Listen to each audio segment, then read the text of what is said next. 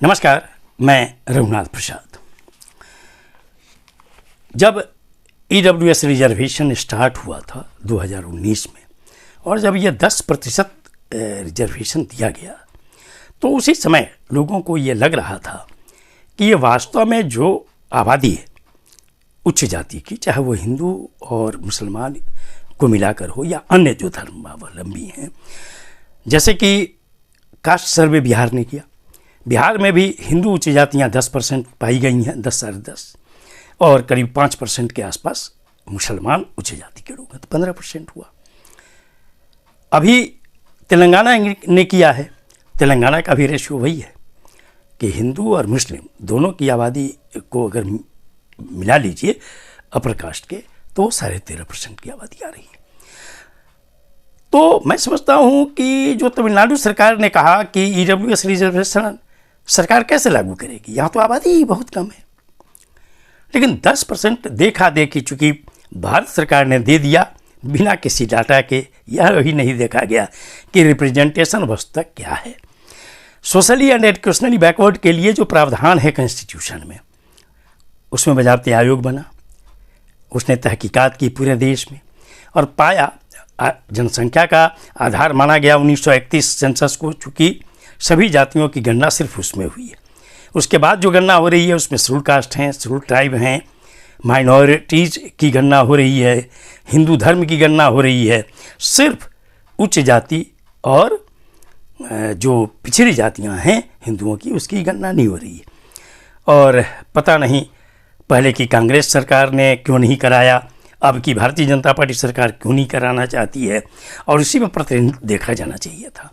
अब आप अंदाज कीजिए कि जब 1931 में 52% आबादी मानी गई पिछड़े वर्ग की, तो अभी बिहार ने कहा कि 63% आबादी है, अभी तेलंगाना ने भी कहा कि 60% से ऊपर आबादी है पिछड़े वर्ग की।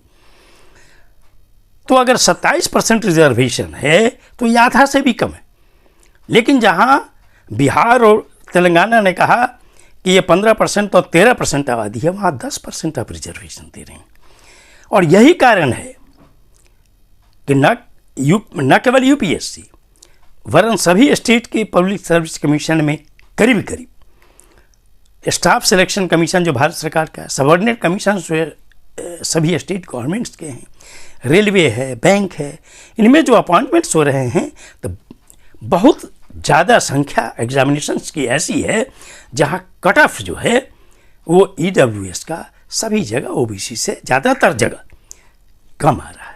इसके पीछे कारण यही है कि जितनी आबादी है उनकी, उससे ज़्यादा रिप्रेजेंटेशन तो ऑलरेडी उनको है ही, और ओबीसी के साथ ये हो रहा है कि वहाँ पर धक्का खाना पड़ रहा है कि 63% आबादी है लेकिन उनको 30% के आसपास रिजर्वेशन मिल रहा है। तो अगर बिहार और तेलंगाना ने रास्ता दिखला दिया तो हम लोग याद करते हैं कि बिना सब कुछ को देखते हुए, और अंदाज कैसा कर्पूरी जी का था कि जब 1978 में उन्होंने रिजर्वेशन लागू किया 12% अति पिछड़ों, 8% पिछड़ों, 3% सभी वर्गों की महिलाओं और 3% उच्च जाति के आर्थिक दृष्टि से कमजोर, तो उनके लिए 3% आरक्षण उन्होंने दिया। तो आप अंदाज कीजिए कि 1978 में कर्पूरी जी ने कैसे अनुमान लगाया होगा। तो ये रिजर्वेशन किसी भी स्थिति में, चूंकि रिप्रेजेंटेशन बहुत है आज भी उच्च जाति का, तो ये रिजर्वेशन का प्रतिशत निश्चित तौर पर कम होना चाहिए था। और अगर कम नहीं हुआ तो देश के सोशल जस्टिस के लोग ये जरूर आशा लगाए हुए थे कि जब ईडब्ल्यूएस रिजर्वेशन का ऑनरेबल सुप्रीम कोर्ट जजमेंट करेगी तो उसमें दायरा खोल देगी कि जो एससी, एसटी और ओबीसी के लोग हैं जो अपनी कैटेगरी में नहीं आ पा रहे हैं, उनको भी मौका ईडब्ल्यूएस के रिजर्वेशन में मिलना चाहिए था, उसी क्राइटेरिया के आधार पे। यदि वो फुलफिल करते जो 5-6 जो इंग्रेडिएंट्स हैं उस राइडर के तहत इनको भी उसमें, तब ये स्थिति नहीं आती। अभी एक रिजल्ट बीपीएससी ने निकाला है सहायक वास्तुविद का, और ये 23 फरवरी को ये रिजल्ट आया, 24 फरवरी को, जिसमें जनरल कैटेगरी का कट ऑफ है 166.67, पद 106 थे, 101 की बहाली हुई है, चूँकि कुछ दिव्यांग कैंडिडेट नहीं मिल पाए और स्वतंत्रता सेनानी के जो वर्ड्स हैं वो नहीं मिले। EWS का कट ऑफ है 134.67, EBC का कट ऑफ है 142.67, BC का कट ऑफ है 158.67। इसी तरह EWS फीमेल का 129.33 है, जबकि बैकवर्ड क्लासेस फीमेल का 130.67 है। अभी भी वक्त है कि केंद्र सरकार को निश्चित तौर पर अभी जो सेंसस होने जा रहा है उसमें कास्ट सेंसस कराया जाना चाहिए और रिप्रेजेंटेशन की स्थिति देखनी चाहिए, ताकि ये विवाद EWS को आरक्षण मिले।